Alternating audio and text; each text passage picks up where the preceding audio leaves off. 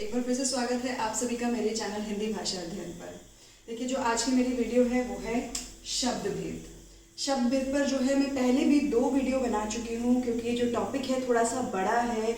शब्द भेद 4 तरह के होते हैं, जिसमें से स्रोत, उत्पत्ति, इतिहास के आधार पर मैं एक वीडियो बना चुकी हूँ पहले ही, जिसमें 5 भेद होते हैं इसके, और रचना और बनावट के आधार पर 3 भेद, रूप प्रयोग के आधार पर 2 भेद। इन दोनों विषयों पर मेरी पिछली वीडियो है और उससे भी पिछली वीडियो है मेरी स्रोत, उत्पत्ति, इतिहास के आधार पर। तो आज की वीडियो में जो हम पढ़ेंगे सबसे लास्ट शब्द भेद वो है अर्थ के आधार पर। तो अर्थ के आधार पर जो है शब्द कितने प्रकार के होते हैं? अर्थ के आधार पर शब्द 4 प्रकार के होते हैं, जिसमें आता है एकार्थी शब्द, अनेकार्थी शब्द, समानार्थी शब्द और विपरीतार्थक शब्द।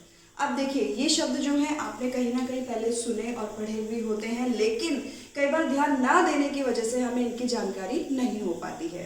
तो सबसे पहले जो है आज हम पढ़ेंगे एकार्थी शब्द। एकार्थी शब्द जैसे कि लिखा हुआ है, एकार्थी शब्द वो शब्द होते हैं जिसका केवल एक अर्थ होता है, उस अर्थ के अलावा कोई दूसरा अर्थ उसमें होता ही नहीं है। और ये ज्यादातर कौन से शब्द होते हैं? ये व्यक्तिवाचक संज्ञा वाले शब्द होते हैं। व्यक्तिवाचक संज्ञा में क्या होता है? देखिए, मैंने संज्ञा के विषय, जब मैंने संज्ञा की वीडियो बनाई थी उसमें अच्छे से बता रखा है कि व्यक्तिवाचक संज्ञा में सभी के नाम आते हैं। नाम चाहे वो पुस्तक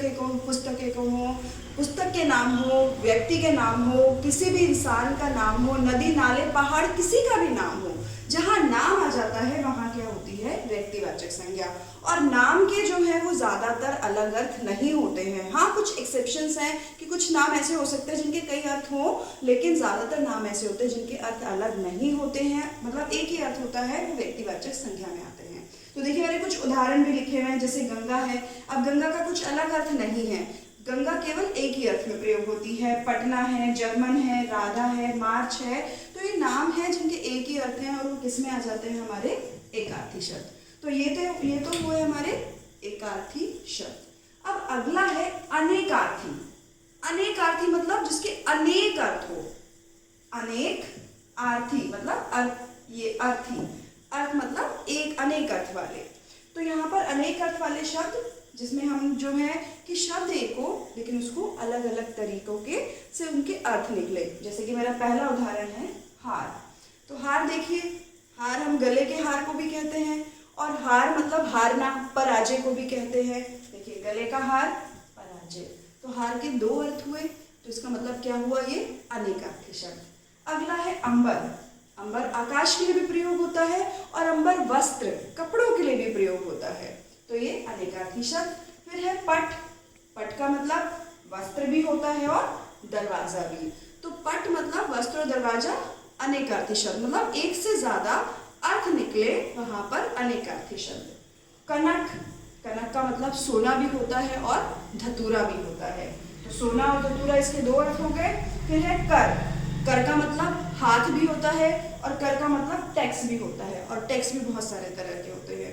तो अनेकार्थी शब्द जिसमें एक ही शब्द के एक से अधिक अर्थ निकले, 2 जरूरी नहीं है, और भी ज्यादा निकल सकते हैं, कि एक से अधिक अर्थ निकले, वहां पर क्या होता है?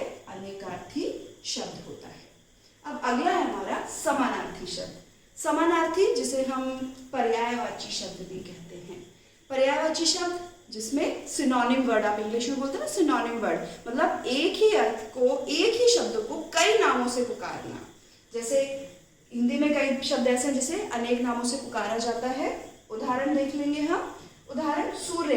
देखिए, सूर्य को आप रवि भी कहते हैं, भानु भी कहते हैं, भास्कर भी कहते हैं, दिनकर भी कहते हैं। तो मैंने यहाँ 2 लिखे हैं, लेकिन आपके 2 या 2 से अधिक अर्थ भी या सेम शब्द हो सकते हैं। देखिए, फिर है फूल। तो पुष्प और सुमन, ये इसके पर्यायवाची है कि फूल को हम पुष्प भी कहते हैं, सुमन भी कहते हैं। उसके बाद है बादल।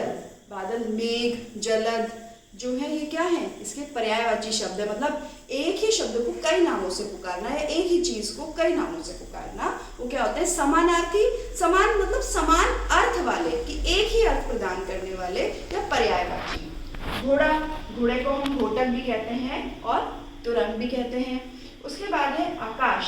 आकाश, नभ, गगन और अंबर भी कहते हैं। तो ऐसे ही समानार्थी पर्यायवाची शब्द वो शब्द जो कि शब्द वही है लेकिन उसको अलग अलग नामों से पुकारा जाता है, या चीज वही है उसको अलग अलग नामों से पुकारा जाता है, वो होते हैं हमारे पर्यायवाची या समानार्थी शब्द। अगला है हमारा विपरीतार्थी, यानी कि विलोम शब्द, उल्टा, एकदम उल्टा।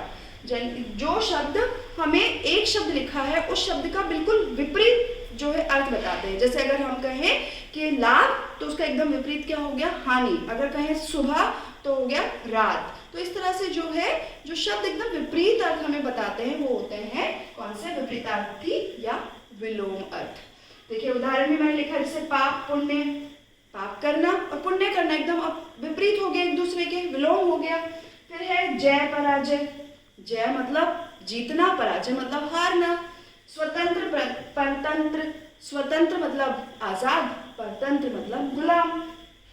कोमल, कोमल मतलब बहुत नाजुक, कठोर मतलब कठोर, कोई चीज नाजुक ना होना। फिर है कृतज्ञ, कृतज्ञ वो व्यक्ति, कृतज्ञ मतलब एहसान मानने वाला, अगर किसी ने आपके साथ अच्छा किया है तो आप उसका एहसान माने। और कृतघ्न कि आपके लिए किसी ने कुछ किया लेकिन आप फिर भी उसका एहसान नहीं मान रहे हैं, तो वो होता है कृतघ्न।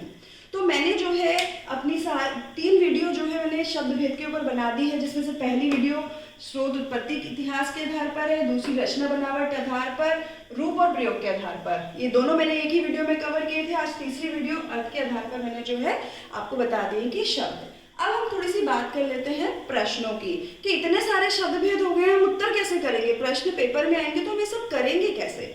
देखिए सबसे पहले अगर मैं बात करूं तो ये स्रोत या उत्पत्ति के आधार पर जो शब्द होते हैं वो तत्सम, तद्भव, देशज, विदेशज और संकर शब्द होते हैं। जब आपसे पेपर में पूछा जाए कि आप इसमें बताइए कि शब्द तत्सम है, तद्भव है, देशज है, विदेशज है, या कोई शब्द लिखकर आपसे ये पूछा जाए कि कौन सा शब्द है, वो आप बताइए, इतिहास के आधार पर बताइए कौन सा शब्द है, या उत्पत्ति के आधार पर बताइए, या स्रोत के आधार पर बताइए, तो उसमें क्या आ जाता है, तब आप वो बताएंगे कि शब्द तत्सम, तद्भव, देशज, विदेशज और संकर शब्दों का प्रयोग करेंगे।